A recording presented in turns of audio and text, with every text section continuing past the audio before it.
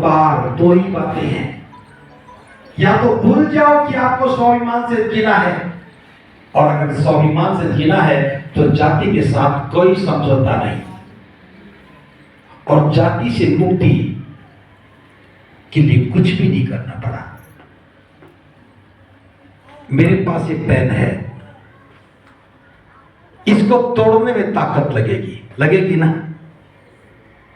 और छोड़ने में, मैं इसे तोड़ने की बात कहूं वो ताकत लगेगी, और मैं वो छोड़ना है तो क्या करना पड़ेगा? छोड़ना है। ये पेन दिखता है, तोड़ा जा सकता है, लेकिन जाति दिखती है क्या? जो दिखता नहीं उसको तोड़ोगे कैसे? तोड़ोगे क्या? जो दिखता नहीं उसे तोड़ा नहीं जा सकता। जो दिखता नहीं होता है वो अविद्या है।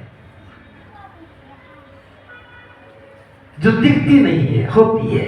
जैसे बचपन में आपको डराया गया होगा, हाउ आ रहा, हाउ, क्या बोलते हैं? How how how. बचपन में बड़ा डर लगता था, हाउ आ गया।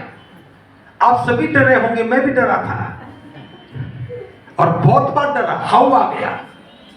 और जब बड़े हुए तो समझ में आया तो हाउ तो है ही नहीं।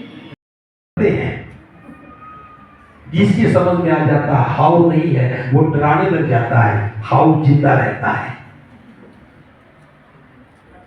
अब जाति तोड़ी नहीं जा सकती, यह बात समझने की थी, जाति छोड़नी थी, लेकिन आपने सभी ने क्या किया? जाति तोड़ो, पता था टूटेगी नहीं।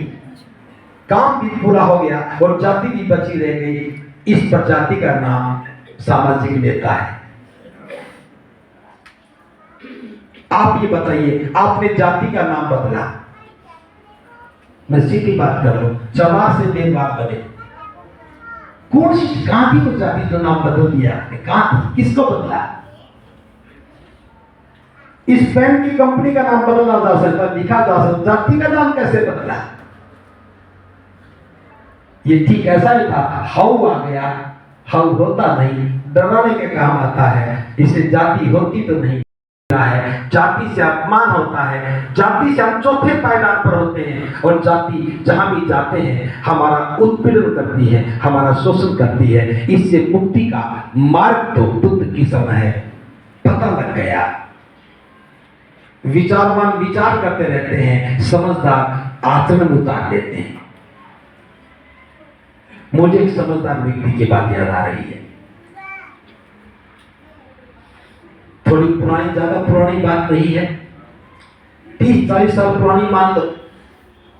अब तो शहरों में मकान मंजिल के बने हैं, पहली मंजिल, दूसरी मंजिल।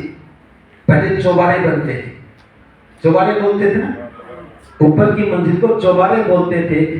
एक शहर का कोई विश्वविद्यालय में पढ़ाने वाला फिलोसफर था, गांव में आया, पहली बार गांव में आया।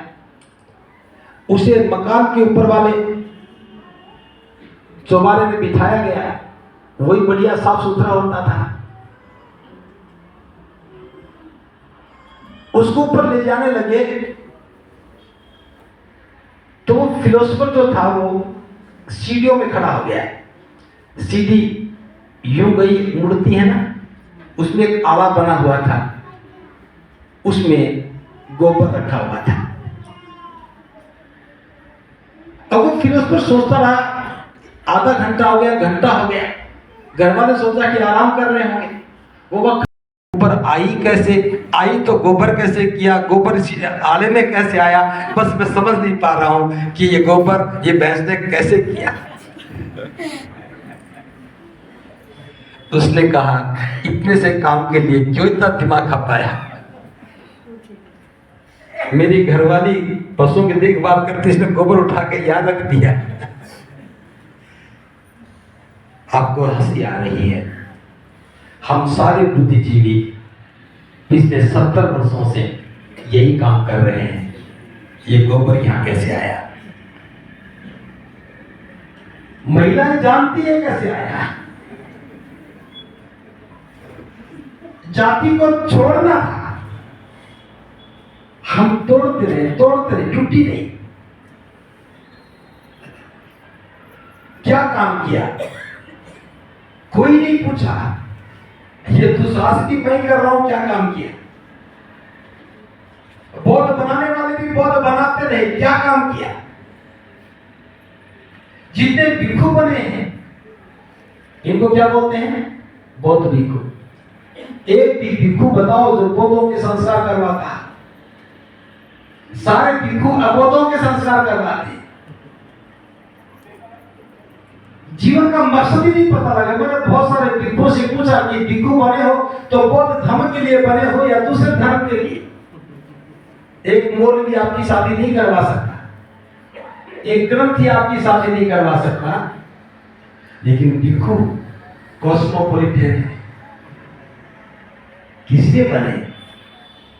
तो बाबा साहब के अनुयायी होने के नाते बहुत सीधा स्पष्ट संदेश, अगर हम बाबा साहब के अनुयायी हैं तो बिना समय गवाए हमें अपनी पहचान को प्रमुखता से स्थापित करना होगा।